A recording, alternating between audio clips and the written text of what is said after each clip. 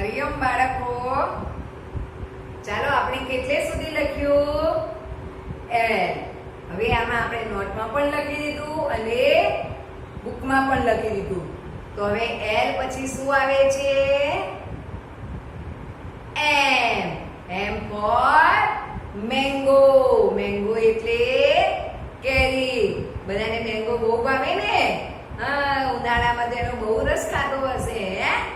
Mango ખાવાની, mango juice પીવો, મેંગોનો રસ કાઢો, કેરીનો અથાણું, કેરીનું કચુંબર. વાહ ભાઈ વાહ, બધા છોકરાને ભાવે છે ને બહુ. તો આપણે એનો આલ્ફાબેટ કયો થાય? એમ. તો આજે આપણે નોટમાં એમ લખવાનો છે. તો એમ ફોર મેંગો એટલે કેરી અને એમ ફોર મંકી. મંકી એટલે વાંદરો. બધા નાના છોકરાને તો વાંદરા જોવા પણ બહુ ગમે. ક્યાંક આવી ગયા હોય કોક ધાબા ઉપર તો બધા કેવા ભેગા થઈ જાવ છો, વાંદરો આવે, હે ને? તો એનો પણ શું થાય? એમ. એમ ફોર મંકી. તો આપણી નોટમાં આજે એમ ફોર મંકી લખવાનું છે. પણ બરાબર ધ્યાન રાખજો, શીખવાનો છે. જેમ એલ માં ઊભી લીટીને આડી લીટી કરી દીધી હતી, પણ એમાં વાર લાગશે. એટલે બરાબર તમે આ બાજુ ધ્યાન રાખજો હું શીખવાડું ત્યારે.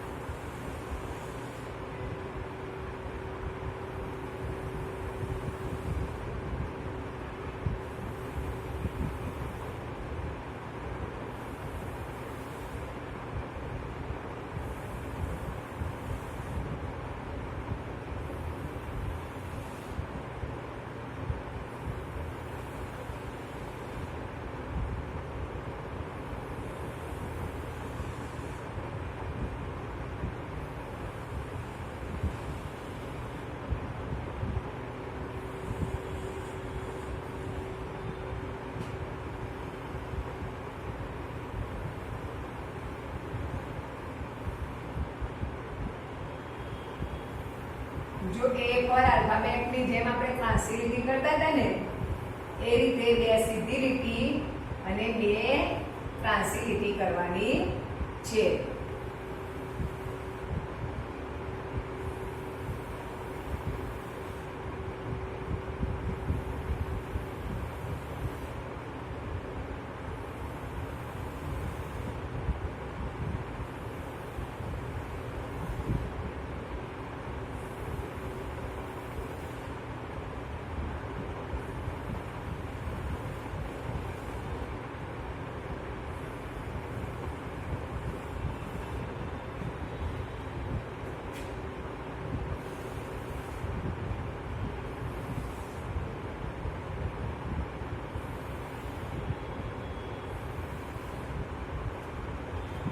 આપણે પહેલા 12 શીખી લઈશું, બરાબર?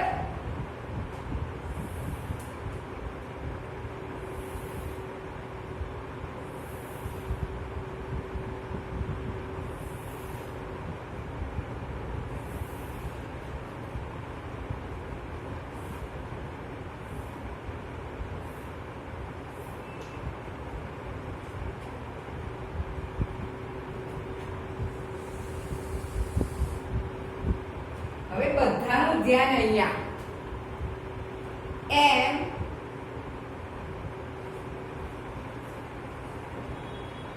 જુઓ, આ છે એમ, આ ઊભી લીટી છે, આ ત્રાંસી લીટી અને આ ઊભી લીટી.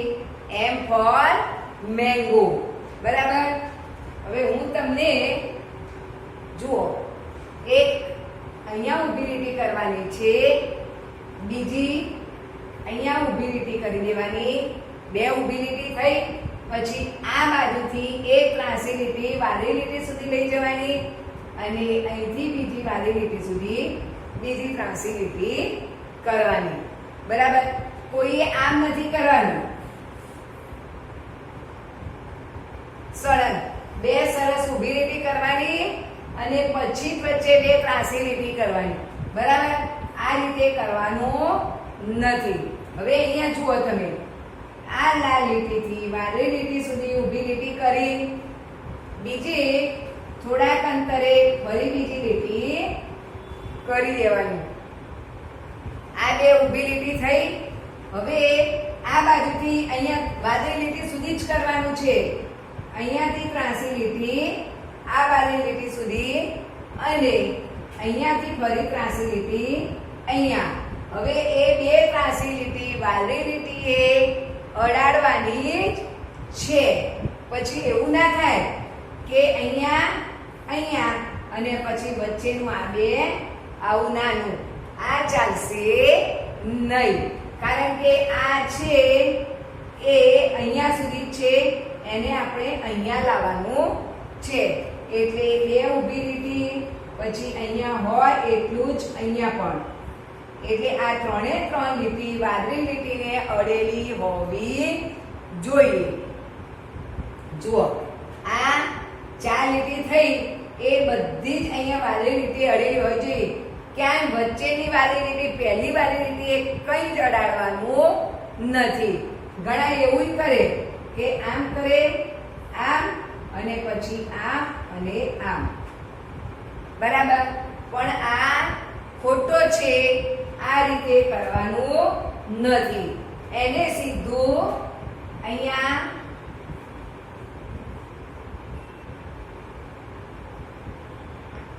નીચેની વાદળી લીટીએ લાવવાનું છે. જુઓ, અહીંયાથી ત્રાંસી લીટી કરી તો નીચેની વાદળી લીટીએ બીજી, અને આ બાજુથી ત્રાંસી લીટી કરી અહીંયા નીચેની વાદળી લીટીએ અડાડો. એટલે ઉપર લાલ લીટી અડેલું હોવું જોઈએ, નીચેની વાદળી લીટી અડેલું હોવું જોઈએ. વચ્ચેની વાદળી લીટીને ક્યાંય નીચે આમ આટલે સુધી અડાડવાનું નથી. એમાં થઈને જ આમ આવે. હજી પણ જોઈ લો, આ બે ઊભી લીટી કરી દો, બરાબર. બે ઊભી લીટી કરી. હવે આ બાજુની લીટીથી અહીંયા વચ્ચે એક ત્રાંસી લીટી કરો અને આ બાજુની લીટીથી અહીંયા ત્રાંસી લીટી કરો. તો શું થશે? એમ. એ તમને આ સરળતાથી આવડશે એટલા માટે. હવે જુઓ અહીંયા કે આ લાલ લીટીથી વાદળી લીટી સુધી મેં ઊભી લીટી કરી, બીજી અહીંયાથી મેં ઊભી લીટી કરી, બરાબર. બે ઊભી લીટી થઈ. હવે આ વાદળી લીટી છે ત્યાં સુધી ત્રાંસી લીટી લાવવાની છે. તો અહીંયા જે ઊભી લીટી કરી છે એમાં પેન્સિલ મૂકી એક ત્રાંસી લીટી કરો અને આ બાજુથી અહીંયા ત્રાંસી લીટી કરો અને અહીંયા અડાડવાની છે વાદળી લીટી, બરાબર. પહેલા બે ઊભી લીટી કરો, પછી લાલ લીટીથી વાદળી લીટી સુધી એક ત્રાંસી લીટી, આ બાજુ લાલ લીટીથી વાદળી લીટી સુધી ત્રાંસી લીટી, અને અહીંયા એક ખૂણોને અડેલો હોવો જોઈએ. પછી એવું પણ ના થાય કે આમ અહીંયા આમ આવ્યું, અહીંયા આમ આવ્યું. હવે અહીંયા અડ્યું છે ના, તો આ કરશે, બરાબર. અહીંયા નીચે એક ત્રાંસી લીટી, બીજી ત્રાંસી લીટી, અને આ ત્રણે ત્રણ અહીંયા અડેલું હોવું જોઈએ. અને ઉપરની લાલ લીટીએ આ બે, એટલે તો જ એમ સાચો દેખાશે. એટલે ધીરે ધીરે અને શાંતિથી લખજો. એમ લખતા થોડીક વાર થશે અને શીખજો પહેલા, બરાબર. જુઓ હવે, M for mango, mango એટલે કેરી છે. જો અહીંયા અડ્યું છે ને ત્રણે ત્રણ, અને ઉપર જુઓ, બરાબર. આની ઉપર પણ નીકળવો જોઈએ નહીં. M for mango, mango એટલે કેરી. M for mango.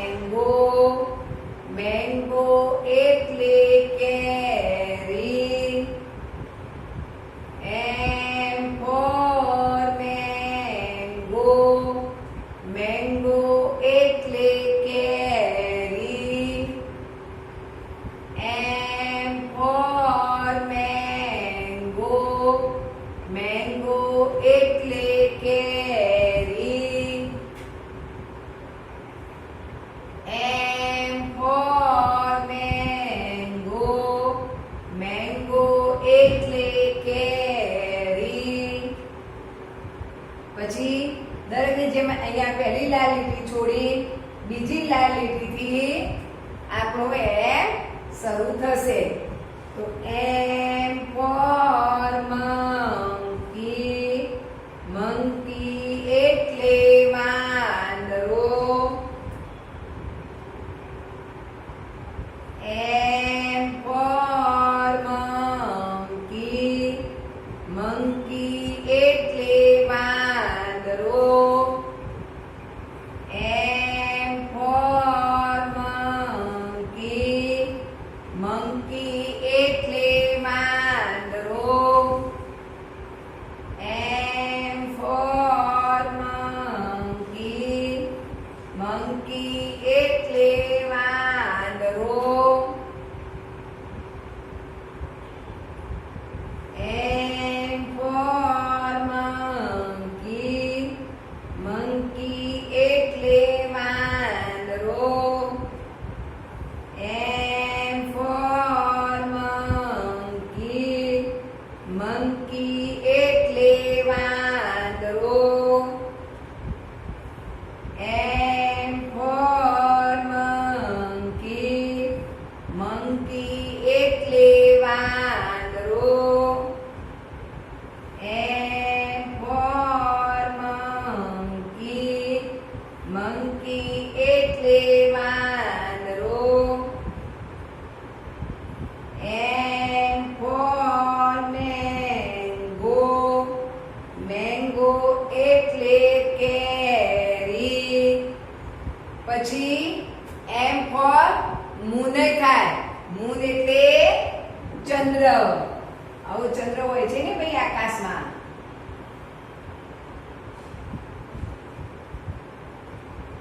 આકાશમાં આવો ચંદ્ર હોય, પછી તારા હોય.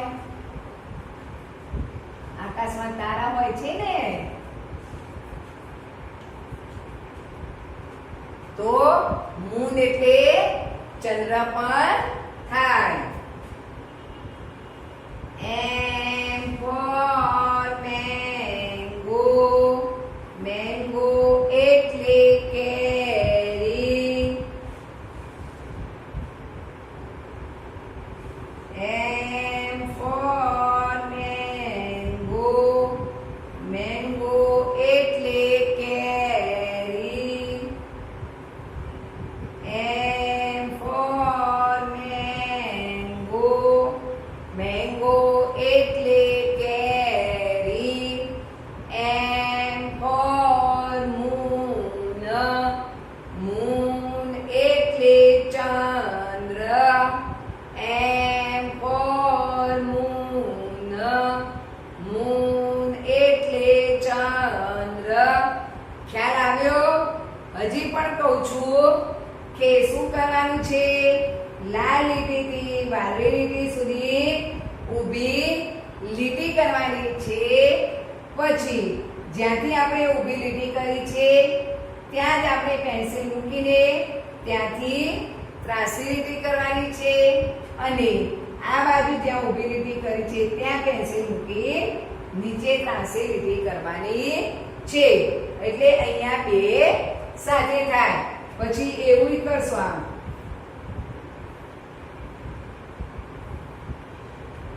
હવે તમે જુઓ, અહીંયા ઓછી જગ્યા છે અને અહીંયા વધારે છે.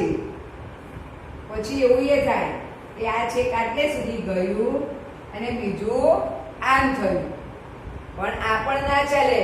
આપણે બે સરખા હોવા જોઈએ. બે સરખી લાઈન કરવાની છે.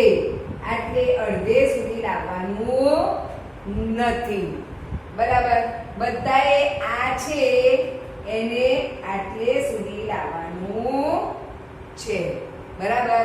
અહીંયા આટલે હશે તો ચાલશે નહીં. તમે ધીરે ધીરે ઊભી લીટી અને ત્રાસી લીટી કરશો એટલે આવી જ જશે.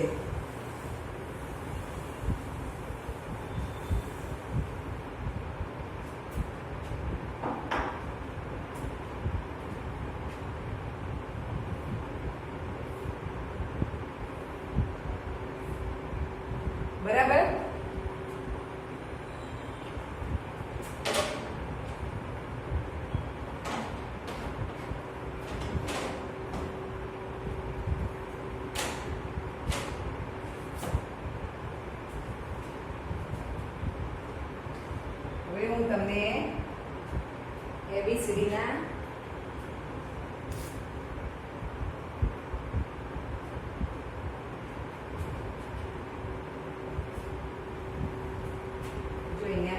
છે નહીં.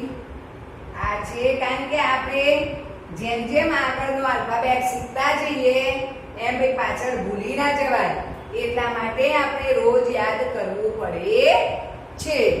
તો A for apple, B for ball, C for cock, D for dog, E for elephant, F for fox, G for goat, goat એટલે બકરી.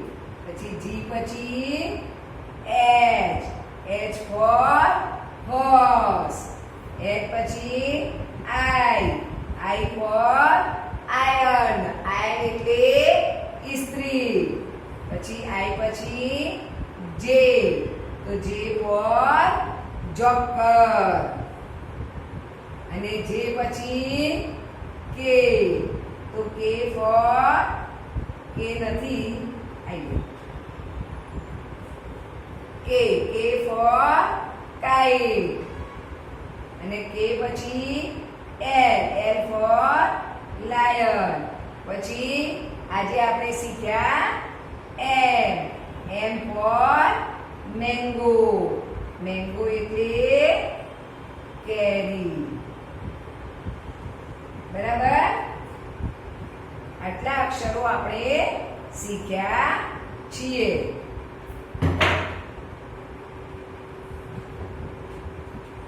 આપણે હવે આખી એબીસીડી બોલી જઈશું.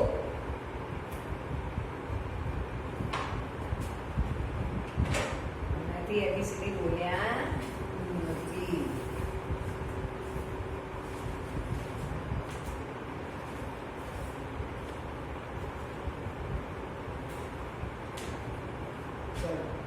A for apple, apple એટલે સફરજન.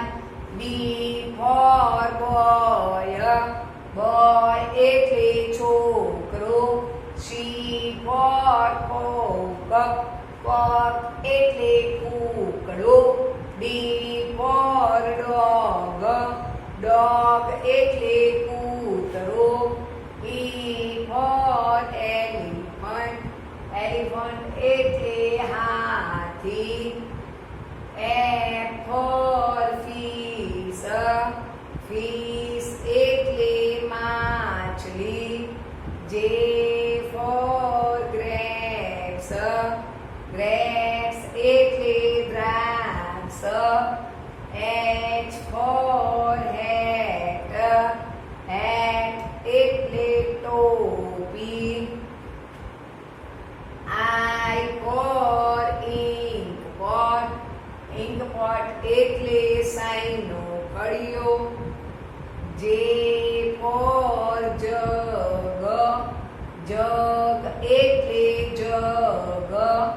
K for kite, kite એટલે સાંભળી.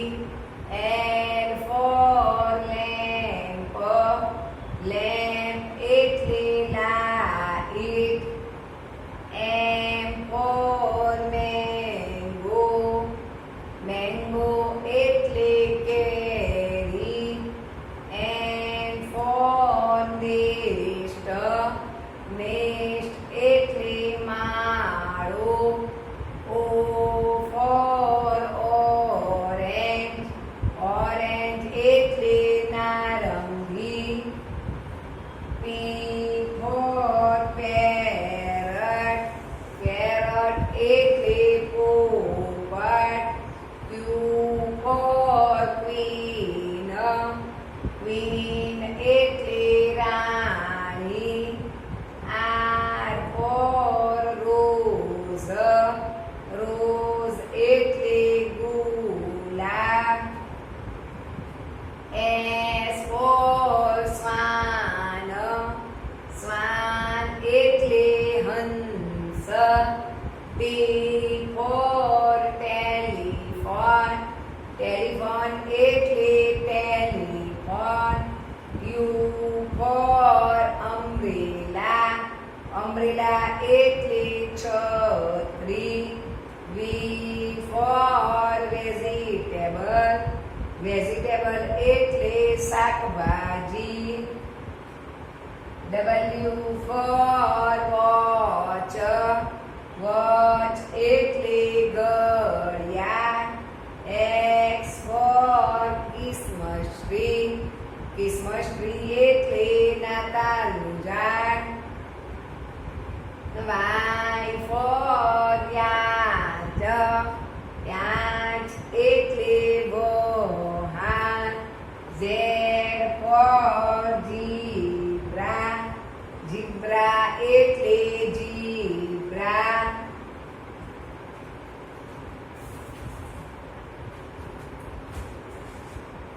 ચાલો આપણે વારના નામ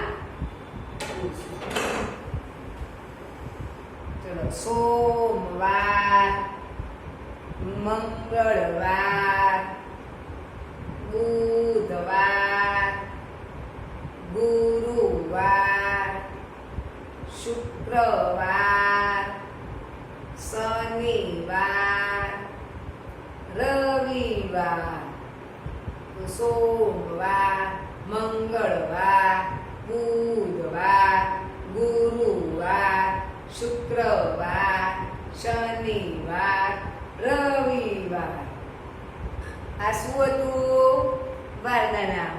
હવે ગુજરાતી મહિનાના નામ. તો કયા નામ? તો કારતક, માગસર, પોષ, મહા, ફાગણ, ચૈત્ર, વૈશાખ, જેઠ, અષાઢ, શ્રાવણ, ભાદરવો, આસો. આવી રીતે તમે ધીરે ધીરે બોલો પછી તમને ફટાફટ યાદ આવી જાય ને કે કારતક, માગસર, પોષ, મહા, ફાગણ, ચૈત્ર, વૈશાખ, જેઠ, અષાઢ, શ્રાવણ, ભાદરવો, આસો. એવી રીતે અંગ્રેજી મહિનાના નામ. તો આ પેલા ગુજરાતી હતા અને અંગ્રેજી મહિનામાં જાન્યુઆરી, ફેબ્રુઆરી, માર્ચ, એપ્રિલ, મે, જૂન, જુલાઈ, ઓગસ્ટ, સપ્ટેમ્બર, ઓક્ટોબર, નવેમ્બર, ડિસેમ્બર. પછી જાન્યુઆરી, ફેબ્રુઆરી, માર્ચ, એપ્રિલ, મે, જૂન, જુલાઈ, ઓગસ્ટ, સપ્ટેમ્બર, ઓક્ટોબર, નવેમ્બર, ડિસેમ્બર. તો આ હતા આપણા અંગ્રેજી મહિનાના નામ. તો તમારે લખાઈ જાય પછી રમતા રમતા એમ ટીવી જોતા જોતા પણ આપણે આવા નામ બોલાય. તો જોતું જવાનું અને બોલતું જવાનું.